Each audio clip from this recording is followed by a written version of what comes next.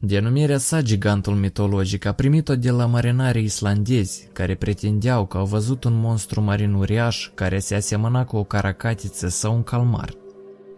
Marinarii antici dădeau vina pe Kraken în legătură cu disparițiile misterioase ale corăbiilor. După părerea lor, monștrii marini erau suficient de puternici pentru a atrage navele la fund. Oare într-adevăr Krakenul există? Și cu ce e periculoasă întâlnirea cu acest monstru? Sau poate sunt doar niște basme al marinarilor cu imaginație, inspirați din fantezia sa bogată? În episodul trecut, unde vă povesteam despre existența megalodonului, dacă nu l-ați văzut numai decât priviți-l, mulți din voi pur și simplu nu credeau și au adus și afirmații destul de interesante. Eu aș vrea să văd și să citesc comentariile voastre despre existența așa numitului Kraken și să aflu, credeți oare că el poate trăi prin oceanele noastre?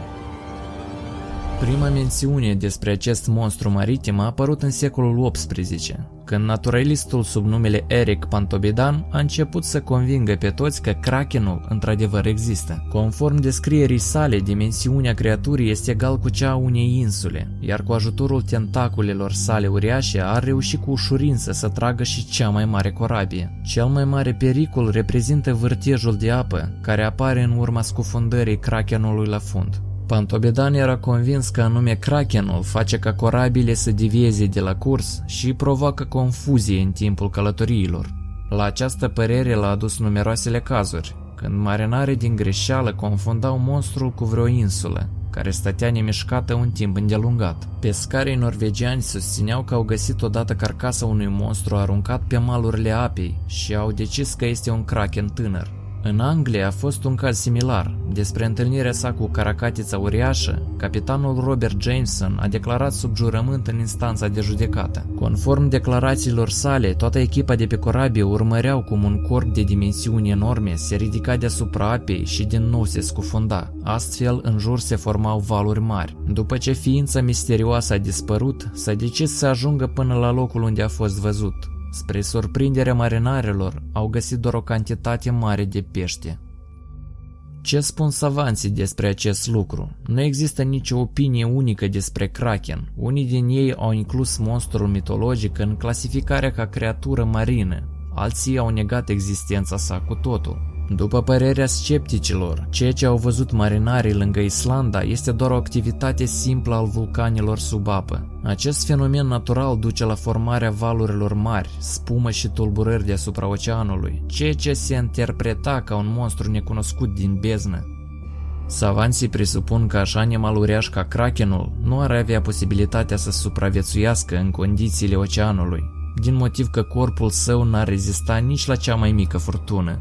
De aceea există o presupunere că Krakenul este doar o mulțime de moluște, având în vedere faptul că multe specii de calmari întotdeauna se mișcă doar împreună, este foarte posibil să fie caracteristic și pentru animalele mai mari. Posibil calmarii rămân atât de misterioși datorită faptului că se ascund foarte adânc în oceane.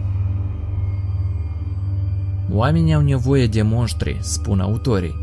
Calmarii gigantici într-adevăr arată așa de mari și așa de terifianți că ar fi foarte ușor să-i transformăm în imaginația noastră în prădători. Și chiar dacă calmarii gigantici sunt animale pașnice, oceanul rămâne oricum învăluit în mister, fiind explorate doar 5% din el. Descoperiri noi se fac chiar și în ziua de astăzi. Noi nu știm precis ce se află în adâncul oceanului, foarte probabil să fie ceva cu mult mai mare și terifiant decât calmarii gigantici, ascunzându-se în beznă departe de ochii oamenilor. Dacă Kraken există, atunci rămâne doar de așteptat momentul când îl vom găsi. Dacă v-a plăcut episodul dat, vă rog să-l susțineți cu un like, atunci eu voi ști precis ce vă place. Pe lângă asta, ați putea propune despre care ființă mitologică aș putea povesti în alt episod. Vă mulțumesc pentru atenție, o zi frumoasă să aveți!